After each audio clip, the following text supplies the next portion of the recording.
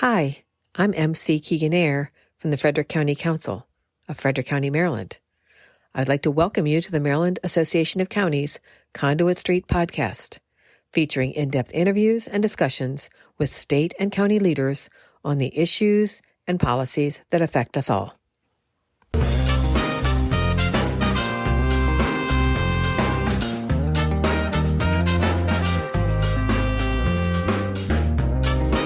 Hello and welcome to the Conduit Street Podcast. Kevin Kinnally here with Michael Sanderson. Michael, we are at the MACo offices on Conduit Street in Annapolis, and we have a very special guest with us today. I've been waiting for this one. Yeah, I mean, nice to be back at the podcast studio, Right. Here at the Galactic Empire for MACo Central. But joining us today, Garrett County Commissioner Paul Edwards. He's a board member with the Maryland Association of Counties, one of our local leaders, and we corralled him to chat with us a little bit. So thanks for joining us, Commissioner. Yeah, my pleasure. It's great to be here. Looking forward to it. That voice sounds very familiar. Your father was a big figure in Annapolis. George Edwards, longtime legislator, sat on the Budget and Tax Committee, brought a lot of really good things back to Western Maryland, Mountain Maryland. So for you, is this just like your calling? Is this a political family? Is it in your blood? Yeah. How did that happen? How did this all come about? You called it. My dad was down here for 40 years. Prior to that, he was a county commissioner in Garrett. Prior to that, he was on Grantsville Town Council. I started out on Grantsville Town Council. Now I'm a county commissioner. Don't want to make any announcements today, but you never know. Never know where that may lead. But before my dad, my great uncle was a state delegate from Grantsville, and then my father was here for a very long time in the House and the Senate. And it's always something I've been interested in, and very fortunate that I've been able to chase my passion. So does that let you just run out to the barn and find a whole stack of signs that just say "Vote Edwards" and they're from the 1980s or 1990s? We have some paraphernalia that we can share. Yeah. Yes, I like that. I mean, that's a good way to do it. I like it. So our listeners for this podcast are we started this thinking some people would want to follow county issues, and we thought we might have 12.5 people who would listen to a podcast about county stuff, but as it turns out, we've kind of fallen into this niche of state and local policy and politics people. So it's more than just county government, but there's lots of folks who are focused on Annapolis or focused on Baltimore. So let's give folks a little primer on how to get from Baltimore or Annapolis to Garrett County, still in Maryland, technically, right? We're still there. Yes, exactly. So, we're as far west as you can go. Right. Yeah. So we're there. So that's a drive west, right? We head out on Route 70 and keep on going. Route 70 and drive till don't go to Breezewood. Right. That's right. At Hancock, hit 68 and just keep driving, and you'll drive right to the West Virginia line. But you'll hit Garrett County. A lot of people get to Hagerstown or Hancock and they think they've arrived. You still got an hour. That's and Western a half, Maryland 2 to them. hours. Yeah, but for you all, that's like the Eastern Western Maryland. Yeah. You still got several miles on your car till you get to Garrett. And it's funny, Garrett County's so big that you can get to the eastern part of Garrett County from Cumberland in maybe 25 minutes. But if you want to go to the county seat of Oakland, you're an hour drive from Cumberland, right. Give or take. So, yeah, it's Garrett County's a big place. It's second largest county in the state, definitely the furthest west, and right. We get the best weather. Yeah. So, I mean, all right. So we're in the middle of a cold snap here. I mean, as we're recording in January, we've got folks in Florida and Texas are experiencing some snow. I think I had 14, 15 degrees this morning when I got up out in the car to help my kids. How about your morning? Yeah. So, when I woke up this morning, it was the coldest I've ever seen. It was negative 18 degrees, real temperature. It was so bad I started my car remotely, and when I got in it after 20 minutes to let it run, it said engine heater recommended. Oh, wow. So it was bitter cold, and it's still cold. It's still in single digits now back there, but it was frigid. So it takes a long time to get to Annapolis. You said, just keep on driving if you're going out west, and I can tell you that is true. You think you're almost there, but you're not. But I think it's important, and the reason, we're so happy to have you so involved in MACo because you can tell a story, right? It's easy to forget in Annapolis what things are like outside of this region, maybe. And things are so different in Garrett County. And we've talked about all those differences. But I mean, everything from, the state has a heroin and opioid problem, but you don't have that problem out there. You have a different problem. We do. Everything from that to schools to zoning. We'll talk about that. But it's just a different way of life out there. How do you translate that for people in Annapolis who maybe haven't been out there, haven't been to Deep Creek and any of those treasures that you have out there? How do you explain to them what life is like and why some of the things that people think should apply statewide just won't work out there? That's a great question, and it's not easy. And you try to find allies and other people. Eastern Shore and Western Maryland have a lot in common and a lot of differences. Ironically enough, Baltimore City and Garrett County have a lot in common. High poverty rates, the issues with schools, things of that nature. So you can find common ground with a lot of different people if you just have the conversation. It's part of the reason I really got involved and appreciate MACo so much, is the ability to have those conversations. And you show pictures like this negative 18 degrees at my house, but it is difficult. And if you haven't, I'll never know what it's like to live in the inner city because I've never done it. And you can explain it to me and I might kind of understand it from some reference point, but I'll never truly get it. And I can explain to people what it's like to live where I live. And it is very different. And I might be able to explain it in a way that you understand it, but I don't think I'll be able to explain it in a way that you truly can empathize with. I think there's pieces of that aren't intuitive if you're just looking at a map. If you're just looking at the highway map, just being at like a high elevation, you're up into the Appalachians and actually on the western side. I mean, you're on the other side of the Eastern Continental Divide. I actually remember. I'm sure it was your dad standing up in the Senate talking about something that had to do with the Chesapeake Bay. It was the flush tax. Yes, yeah. And and he was saying, I know senators stand up from time to time and they want to amend their county out of this or out of that. He said, but I have a pretty good reason why Garrett County residents shouldn't have to pay this extra fee, and that's our water goes to the Gulf of Mexico. That's true. Are we Gulf of America now? Is Gulf of America. Yes. Oh, yeah. Anyway, we'll let the higher up sort. That's above our pay grade. Habit's hard to break. Yeah. So, but anyhow, I mean, and you could see like on the floor of the Senate, people looking around saying, shrugging shoulders, like, yeah, actually, I guess it makes a pretty good point. Yeah. But like geographically, it's different country, and the contours of being an Appalachian jurisdiction, you've probably got to have a different mix of usable and farmable land than anywhere else in Maryland, I would think. Well, there's no question about it. And to go along with that, not just the topography and the ruggedness in comparison to the rest of Maryland, to Garrett County. The state owns more property in Garrett County than any other county. So I think they own almost 40% of Garrett County when you talk about state parks and state forest and so on and so forth. So that's taken off the ledger for any kind of development. But you look at, just to give you an indication of what the topography is like, to talk about, usable land space, Garrett County has 9 of the top 10 tallest mountains in the state. Right. The only one that's not in Garrett County is Dan's Mountain, and it's on the border of Allegheny and Garrett County. Otherwise, we'd have the top 10. Right. The highest point in Pennsylvania, the highest point in West Virginia, and the highest point in Maryland are all about 45 minutes to an hour from my house. So when you talk about the Mid-Atlantic region, West Virginia, Maryland, Pennsylvania, the highest mountains in Appalachia are right around Garrett County, and in Garrett County. So it is it's there's a lot of space that can't be used for a lot of reasons. You talk about broadband and the last mile. There are places in Garrett County that will never have broadband because the topography just won't allow it to happen.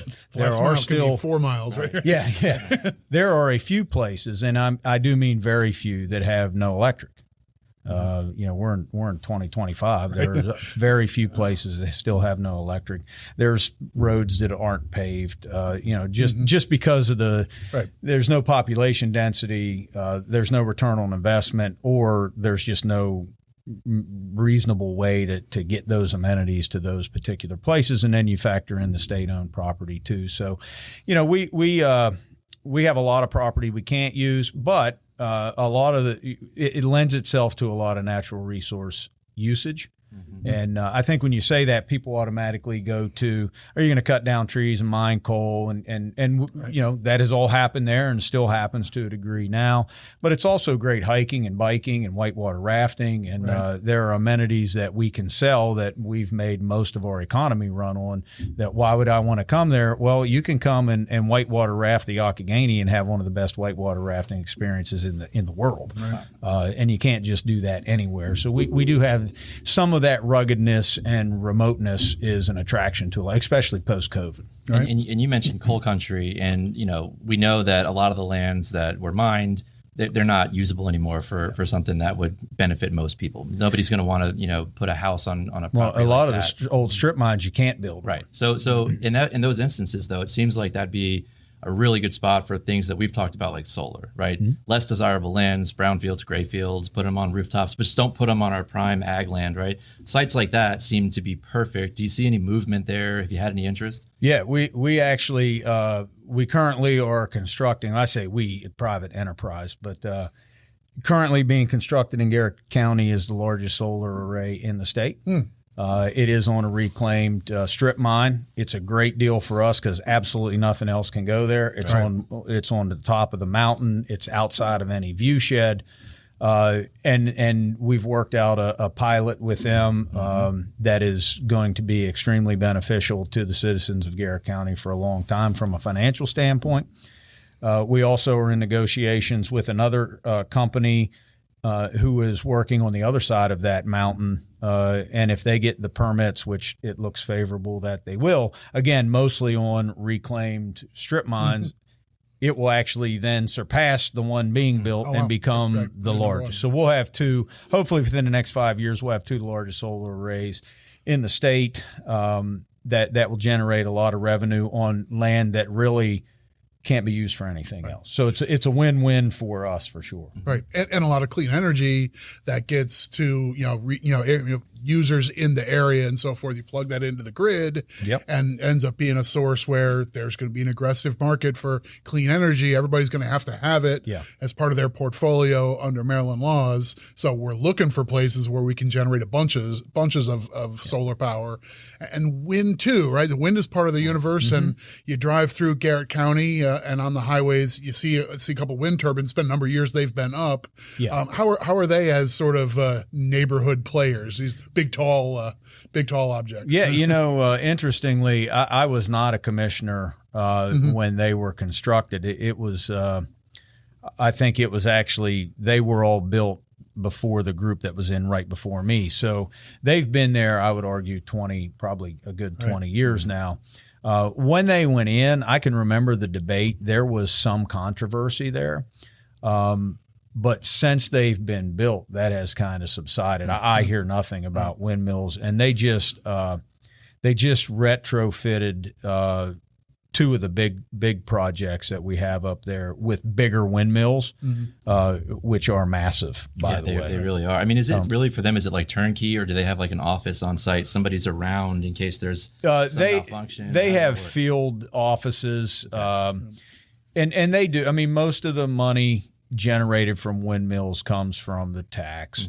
But they do, there is some employment outside of the construction. All of that typically is local and it's big money for those companies and individuals. But then there's a handful of attendants and managers and so on that pay for Garrett County, pay very good wages. So there's a handful of jobs affiliated with them that stick around. But they, their tax, drops every year and until it hits, I think, 50%. What they just did when they retrofitted all of them, it bounced back to 100% until it starts to depreciate again. So it's an infusion for us as well, and no complaints, no issues with them retrofitting them and anything else. So they've just kind of been accepted now and fit in. Yeah. So you gave us a little bit on the cold weather. And I mean, a lot of us think of Garrett County as, okay, that's where you go to the WISP and you want to go skiing and so forth. And this time of year, that's a draw. So you've got an infrastructure for that kind of tourism and folks coming in for skiing and whatnot. But like, sell us a little bit on summertime. I personally love summertime in Garrett County out on Deep Creek Lake. It's a beautiful part of the state. So give us the Chamber of Commerce pitch a little bit about why we ought to be summering out that way. Well, you come to Deep Creek, it's the largest lake in the state. You got everything you want from lakefront. So you got boating, you got skiing, you've got jet skiing, you've got fishing, you've got some great fishing on Deep Creek.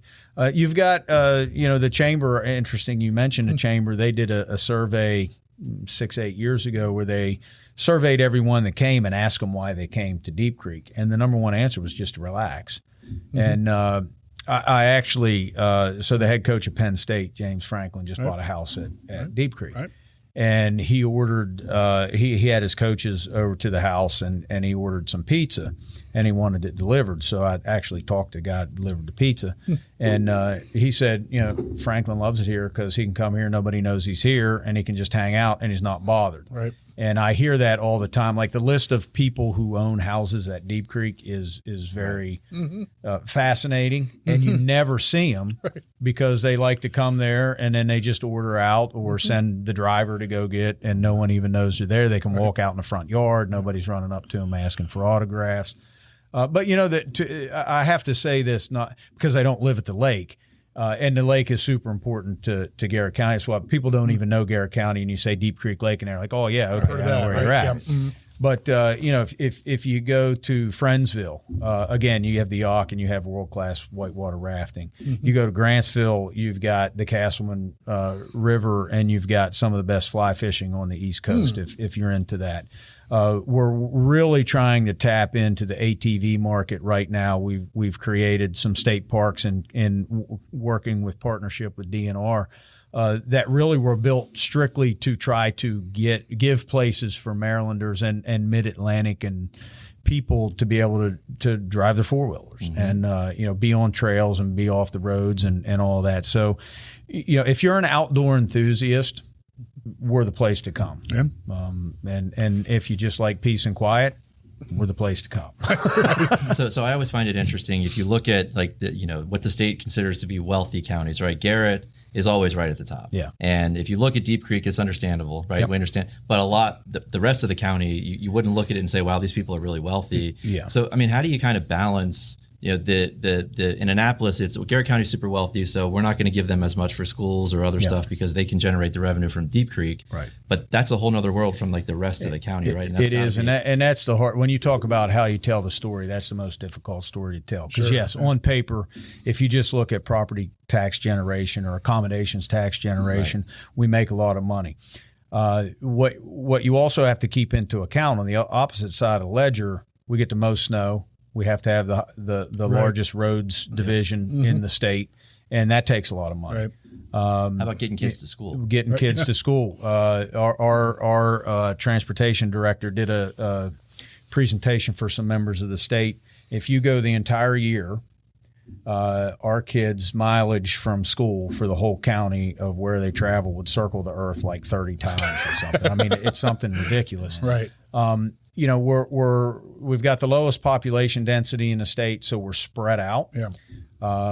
And you hit the nail on the head, Kevin. Our biggest problem is you've got the gilded part of the county, which is the lake, but all around that is the fourth poorest population in the state per capita. Right. So you got kids who are getting a free lunch. Yeah. Your share of kids probably getting free and reduced price meals in your public schools is probably among the highest in the state.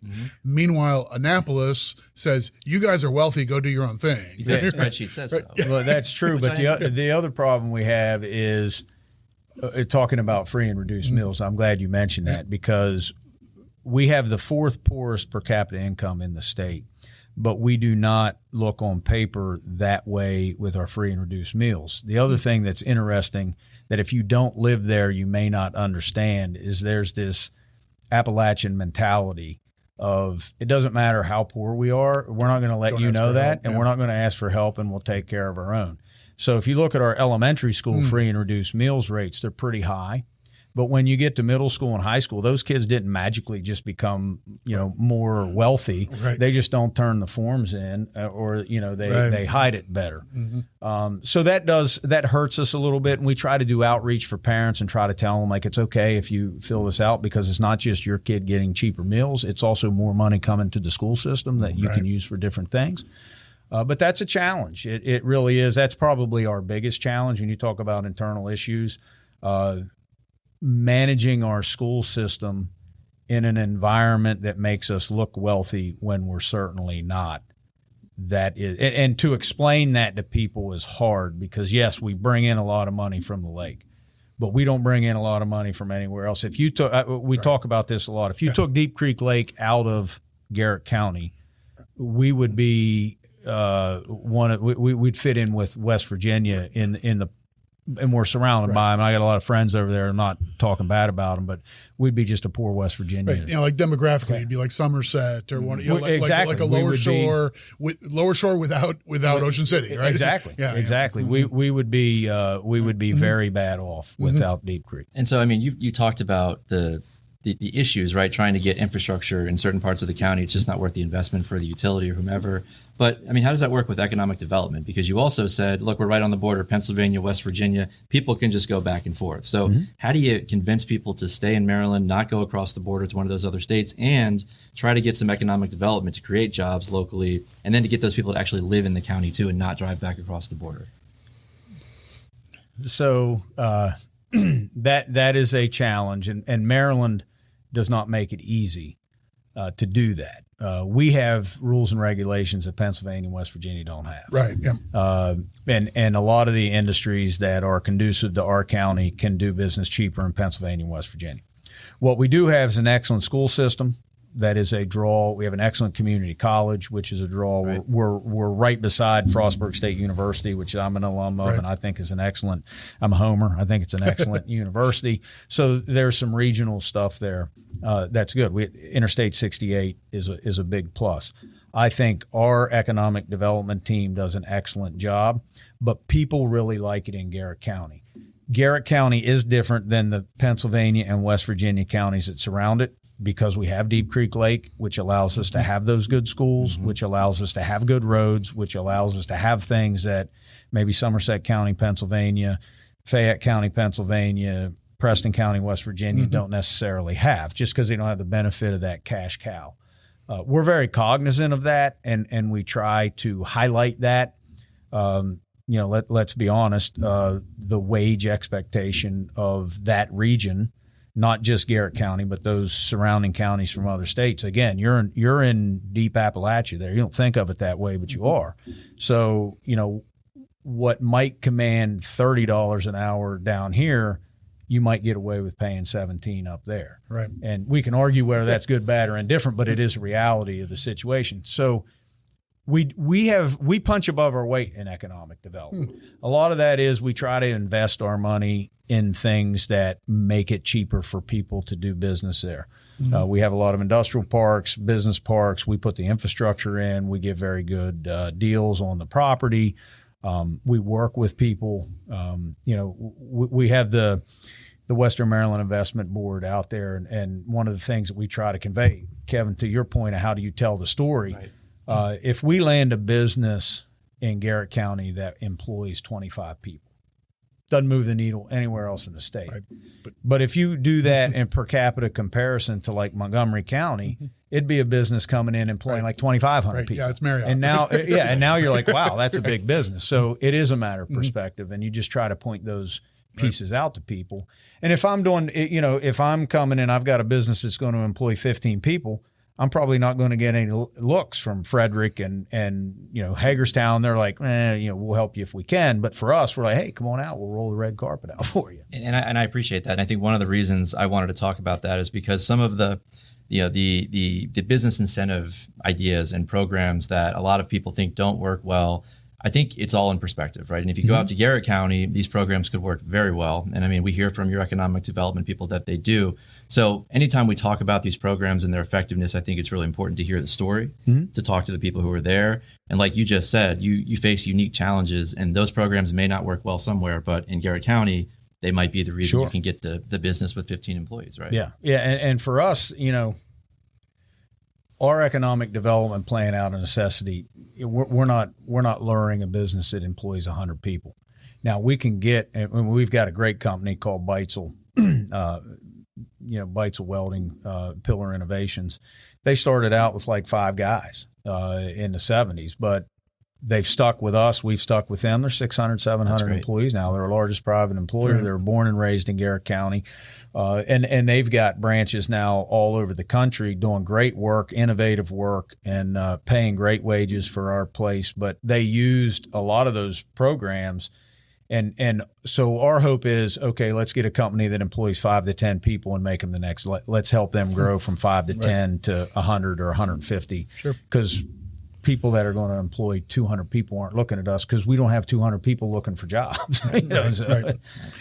So over the course of the year, MACo tries to get out and meet with every local jurisdiction, and the MACo president and either I or someone from our staff will come out and we get on the agenda, or we go to lunch or something along those lines. But try and hear from the bottom up what's cooking. Talk to some of the members that maybe they don't come to the conference or they're not down here in Annapolis. It's a good way to connect with everybody on the membership. And the reason I raise it as we're talking about growth and development issues is as Johnny Olszewski, last year's MACo president, hats off, wanted to do the whole tour. He wanted to do all the things. He's like, no, he had a busy year last year. Yes, he did.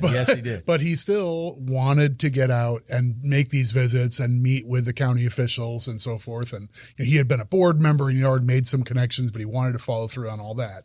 And preparing him for the visit out to Western Maryland. Obviously things are going to be different out here in like Allegheny and Garrett County. There just aren't the same kind of growth pressures. So we might not need to talk about affordable housing the same way we have been with other jurisdictions in the center part of the state, in the sort of built up corridor. But lo and behold, even in Garrett County, when you don't even have the need for countywide zoning, you still have a story of a shortage of sort of workforce, achievable, affordable housing. Is that fair?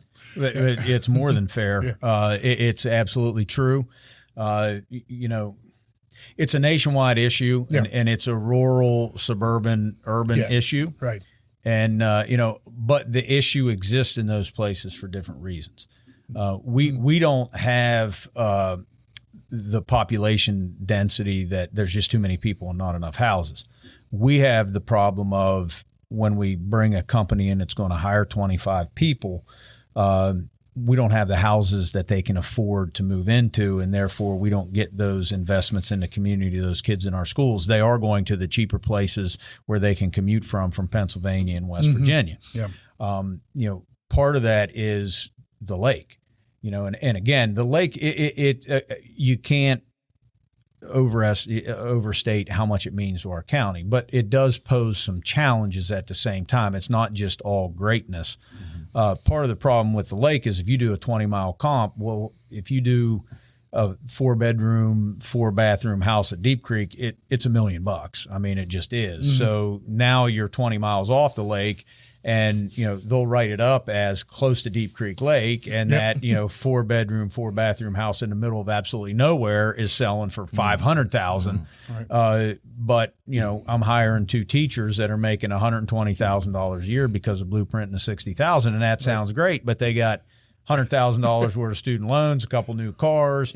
And 7% interest rates. I can't buy that $500,000 house, and I can't find a house. You can't buy a house in Garrett County that you would want to actually lay your head in for under $300,000. You just can't. I wouldn't have expected that, to be honest. Yeah. But I mean, Michael mentioned it. You don't have any zoning, and I want to point that out again. So it's not necessarily your zoning practices that are creating these pressures. It can't be, right, because you don't have it. Right. So, you're right. So to me, I mean, it really does tell the story that affordable housing is multifaceted, right? You said it's a nationwide issue. It's not just 1 or 2 or 3 or 4 things. There are so many factors that go into there housing. Are, and I would argue it's really micro. It's Baltimore City probably has housing pressures that, Montgomery County doesn't have, and vice versa, just because of the nature of what they've got going on. Garrett County, same way. I think the most affordable county right now, or at least in Western Maryland, is Allegheny. And part of that is they're not close to Deep Creek. Otherwise, some of their places would probably be overpriced, for lack of a better word. But those are the challenges that we face. And the other thing is, it's hard to build housing stock. Back to the lake. If I make 15% on a house, I'd much rather build a $2 million house on Deep Creek than a $200,000 house in Grantsville. Mm-hmm. And so it's hard to pull those builders off the lake because there's no incentive for them. So even if I had the money, and I might not be able to find a builder because they're all chasing the money at Deep Creek, and I don't blame them one bit for that. So that poses a challenge for us as well. Mm-hmm. So for our faithful listeners, this has been a little different flavor than the usual, but you can hear what the MACo membership is doing by electing Commissioner Edwards into leadership in our organization. So we're grateful for your investment and your commitment to MACo as an organization. You've been a member of the board.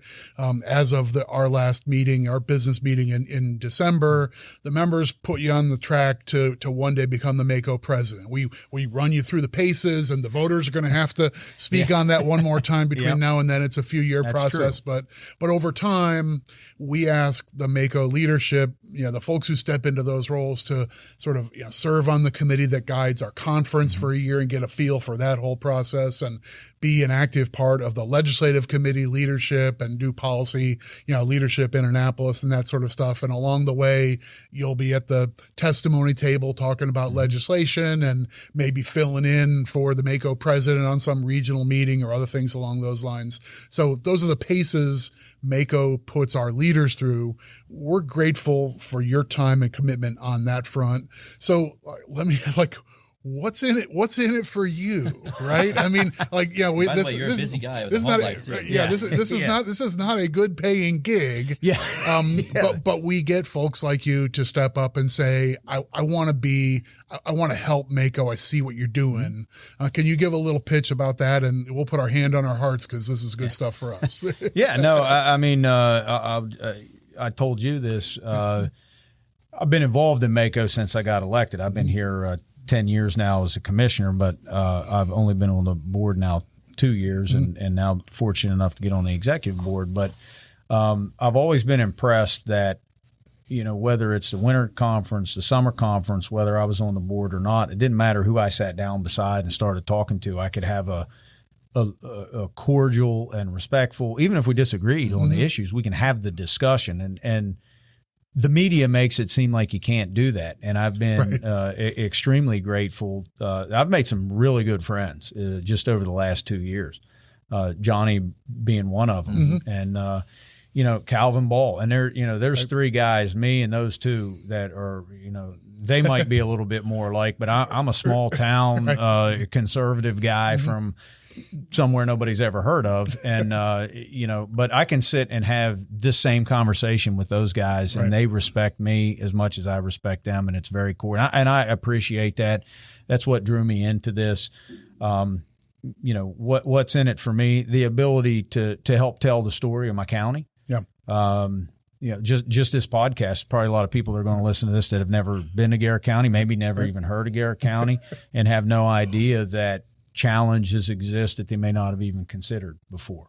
So that to me is invaluable. I was born in Garrett County. I'm going to be buried in Garrett County. So anytime I can tout that, my place of residence, I try very hard to do that. But I appreciate the work that MACo does. And in the fact that they do recognize it. Again, I think people back home where I live, whether it's Allegheny County, Garrett County, it doesn't matter. You say I'm involved in MACo, and they're probably thinking, all they care about is Montgomery County, Baltimore City, and Howard County. I'm like, no, you know what? You really do get to sit down and have the conversation. And it's one county, one vote. Everybody's equal, and you get a chance to have your say. And people listen; they really do. And I appreciate that, and that's why I wanted to be part of it. And appreciate the opportunity to serve the citizens. Well, we are better for having that spirit among our members. And when our members, large and small, arrive at the same place, that this organization works because it's a peer exchange and it's a forum like that. And you never know where the next good idea is going to come from. Exactly. And it might be right next door, and it might be from that county you never heard of. Yep. That's right. That's right. And I mean, and I find it always fascinating that I'd say 95% of the time, maybe even more, that everyone agrees. The small counties, the large counties, the urban, the rural, everyone. Policy stuff. Yeah, policy stuff. That surprised me bills, too. I mean, most of the time, everybody can take their hats off and put their county hat on and realize, all right, well, you have a different situation up in Garrett County. I want to do this down here, but maybe you should decide whether or not you want to do this. We shouldn't make you do it. Right. And I think an understanding of different realities in different places. Yeah, I love it too. Yeah. Yep. All right, so let's finish on a better note. We talked a lot about the challenges. Give us something fun that somebody may not know about Garrett County. Like, what's your fun fact about Garrett County that even Michael Sanderson has been here for a long time may not even know? All right. So here, I did not rehearse this, but I use it all the time when I talk. So, everything's bigger in Texas. Everything's bigger in Garrett County, right? So you have the biggest waterfall, you have the biggest lake, you have the biggest mountain. We can talk all about bears, that. I'm sure. With the biggest bears, no question about it. Yeah. Garrett County also has the smallest state park in the state of Maryland. Oh, I like that. and it is the Castleman River Bridge State Park. It's a whopping 4 acres. And it is the small of all the bigness of Garrett County. It is the small, and I believe it's the only state park that resides within municipal town limits. It's in my hometown of Grantsville. So it's unique in many ways, and but it is. We've got a lot of, if you've never been there, it's a beautiful place. It's pristine. It really is. Wonderful people. And, I would invite all of you with open arms to come and check us out. Bring your checkbooks and wallets and spend a lot of money. And you never know, you might buy a second home while you're out there. You might fall in love with it. I mean, when you were saying all sorts of people come to the lake, come to the Deep Creek Lake area and so forth, there's something about being around that lake that just washes over you as like a wave of calm and relaxation. I feel it every time I'm around. I like that area. I can't wait to get back this summer, bringing the family and so forth. So when MACo wanted to recognize me for a round number moment, they're like, we know what this guy likes. He likes to head up to the mountains. That's right. I remember that. Me. I'm a summertime mountain guy. I'm no kind of skier, but I'll be there. So. Bring your checkbook. Yep. I will. Bring your checkbook. Yeah. All right. Well, I think we can leave it there for today. Thank you so much for joining us. It's really been a pleasure, and telling your story. We love to amplify that message. Thanks for taking the time to drive to Annapolis as much as you do. I hope people know now how far it really is. So we further's traveled pretty much everywhere MACo has an event. Yeah, you win that award. I win that award pretty much every time. Well, we certainly appreciate it, but we'll leave it there for today. As always, if you enjoy the podcast, please go ahead and subscribe. That way, all these episodes will be sent directly to the device of your choice. You can also follow along on social media, Facebook, Twitter, and then, of course, you should be reading the Conduit Street blog. But for Michael Sanderson and Commissioner Edwards, this is Kevin Kinnally signing off, and we will talk to you soon.